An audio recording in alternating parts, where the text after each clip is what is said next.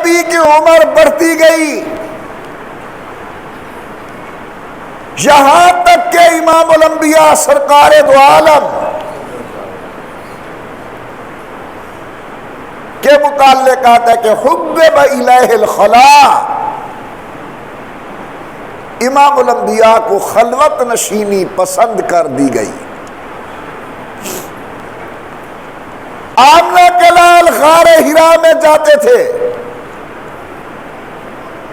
اور وہاں جا کر عبادت تفکر کرتے تھے۔ عبادت تفکر کا معنی دن تھا رات آ گئی، رات تھی دن آ گیا، سردی تھی گرمی آ گئی، صحت تھی مرض آ گئی، جوانی تھی بڑھاپا آ گیا۔